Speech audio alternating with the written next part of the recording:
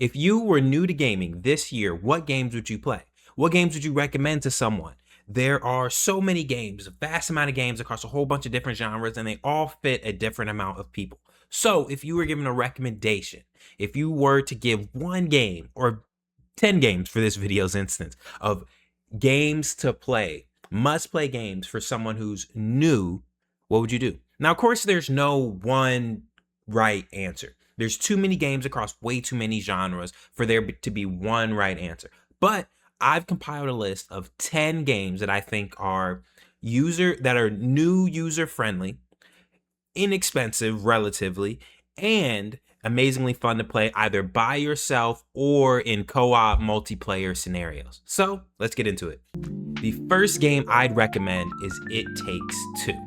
This game is a co-op experience, really brings the old school style of gaming back, where you're playing on one screen with two people. Now it's amazing because only one person needs to buy the game and you're able to play with two people either on the same system or different systems. So it's amazing cost wise, and it's an amazing experience. So if you have a partner, if you're trying to get your kid into gaming, or if you have a friend that's really into gaming, this is one of the most perfect games I'd recommend because it has elements from all types of games inside them. Basically any type of game mechanic that can be found in gaming, it's probably in the you can play chess in this game. That's how vast and different. You're not playing one style of game for too long. You're constantly switching it up, and you have someone that's there with you the entire time to play.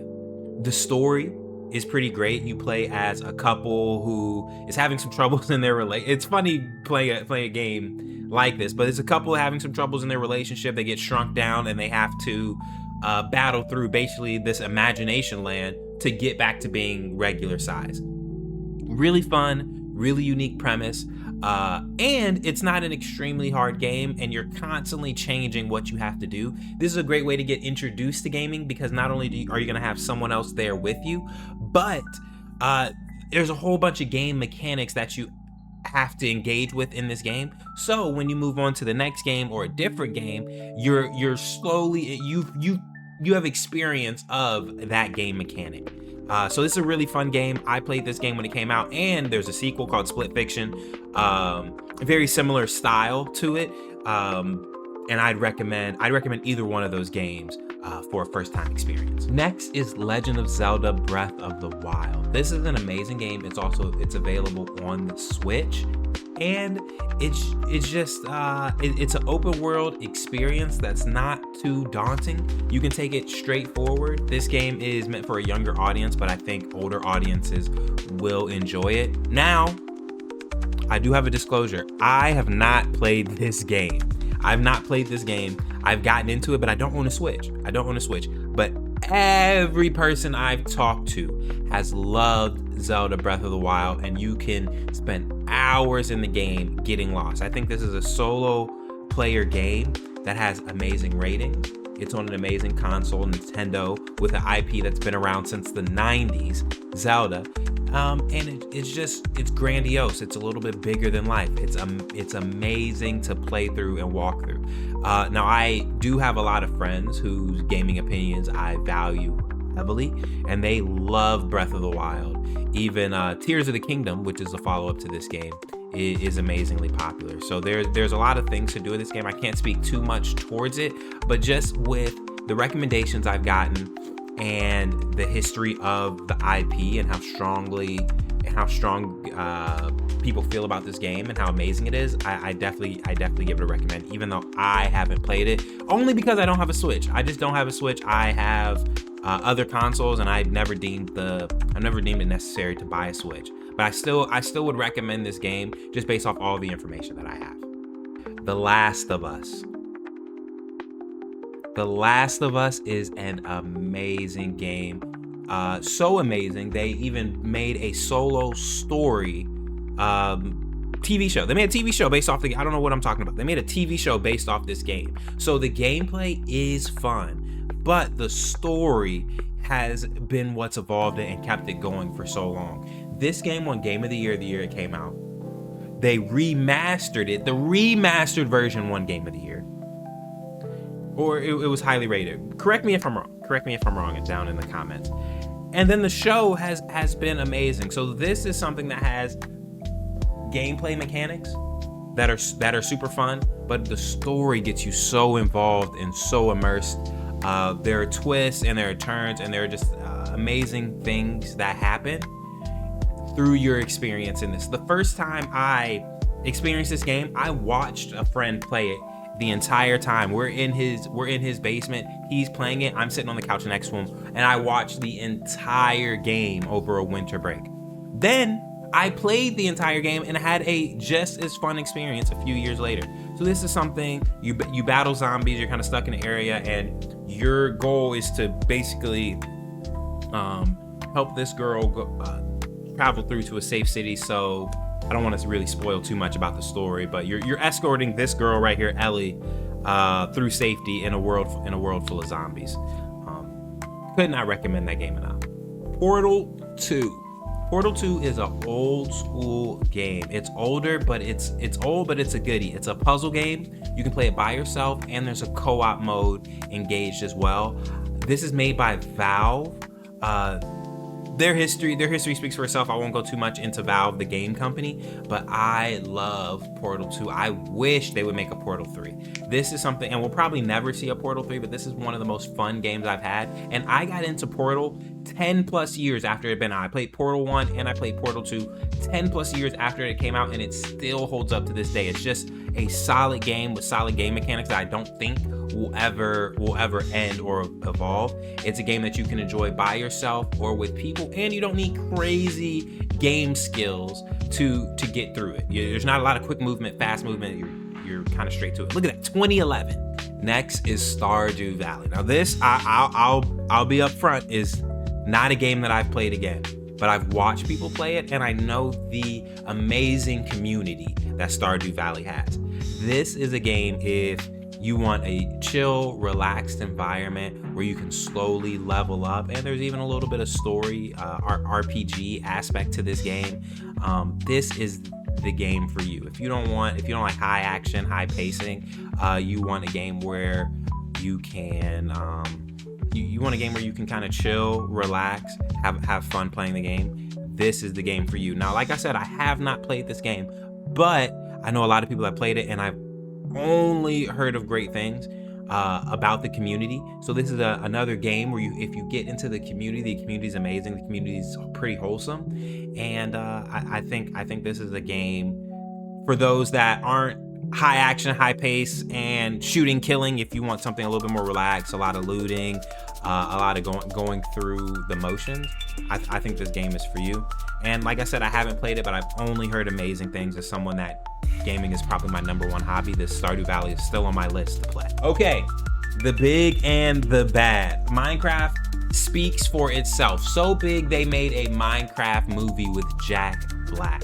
Now, Minecraft, very similar to Stardew Valley, but it's 3D instead, and it's a sandbox. You can do so much. If you just want to go in there and make a house, you can go in there and make a house. There's a little bit of fighting aspect with the mobs, but a lot of it is building, farming. There's a little bit of everything in Minecraft, and if you get a little bit more complex, the mods add so much more.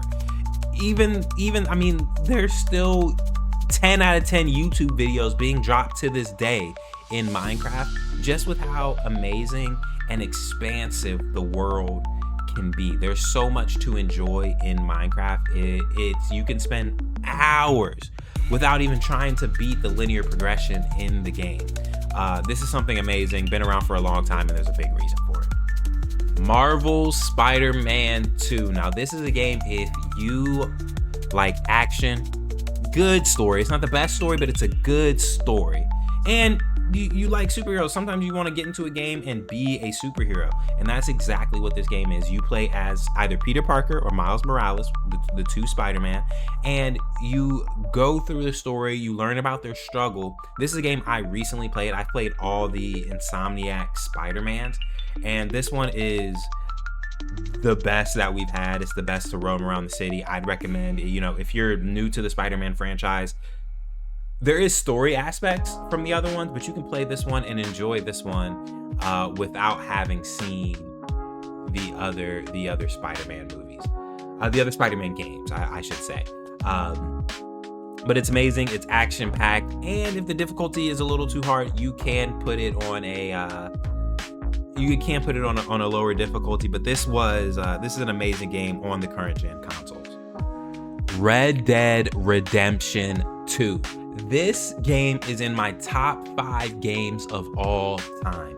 Amazing story, amazing gameplay. The world, it's an open world, and you can do so much in this game. There's so many hours of content in this one game. You can take a relaxed approach, or you can take a fast approach. Now, there is a little bit of aspects of pointing your gun and shooting. They've made it easier for the controller players in this game. But this is a game that I love so much. It has a spot in my heart because of how amazing the story is and how immersed you get in the world. It really feels like you're an old time. You're a cowboy back in the day, with part of a gang of outlaws. I really love Red Dead Redemption. I'd say this is a must play strictly because of the story. The story is so amazing, and it really hits at your heart. One of my favorite games of all time is Rocket League. So I saved a lot of these multiplayer experience games for the end, but Rocket League is a free game. It's free to play that you can jump in, and I think you can have fun being bad at this game. Even if you're not the best and you're still missing the ball, it's still fun to get in there and play. And the skill ceiling is so well proportioned that you're always going to be playing against players your skill level. So until you get better, the players that you're playing against are going to be at your skill level. It's free, and there's always something to work on in the game. I started playing this game because the games are short. You're going to be playing the game 10 minutes or less, and there's always something to improve on. So even though you're playing a game, you can play hundreds of thousands of games before you get bored of it, just because there's so much to learn and there's so much to do in this simple game. They also have an amazing editing system, or I guess Steam Workshop, where you could go in and practice specific skills that you want to practice or do specific things. Rocket League is an amazing game for free. And last but not least, this is the new season that it drops very soon.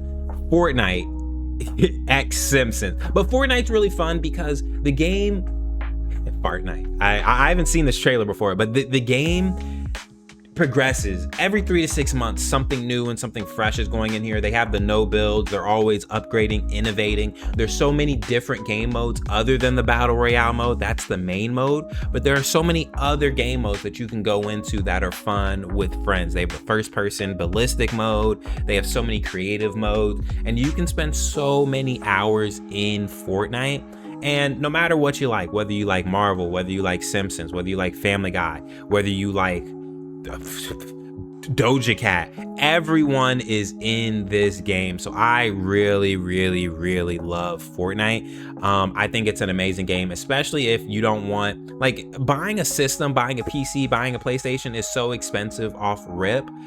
Being able to have those free games that you can spend so many hours in is important. And this is a game that I definitely would recommend just because of all the things that you can do and the amazing they are always upgrading this game.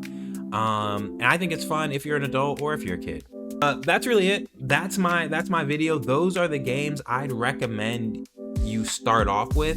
And if you don't want to start with those specific games, I'd look up the genres of those games and other games in that genre. So if it's Legend of Zelda and that intrigued you, but you can't get that, find out something that's very similar. It Takes Two, find out something that's very similar. There are similar games to these genres, but this is just the overall starting pack. Some of these games are cheaper, some of these games are free, some of these games are a little older, some of these games are new. I was giving you definitely 100% 10 out of 10 games that most people that play games would love, but it's not limited, so you can play almost anything. There's so many games available today. It's a whole world that you can deep dive into. This is a side point, but I've recently gotten into emulating old games, and I've been playing a lot of the older games that are out there that I remember from when I was a kid, and those games are good. But I think in today's day and age, we're in the best place we have ever been for gaming. There's so many free options, there's so many cheap options. Granted, the only big cost into getting into gaming is the system, whether you want a Switch, whether you want a PlayStation, an Xbox, or a PC. There's so many options to buy, and that's a little bit of an initial cost. I can understand that, but once you have the system, there's so many free options, there's so many co-op options, there's so many options that you can play with other people. I really recommend. I mean, I think it's one of the best hobbies to get into.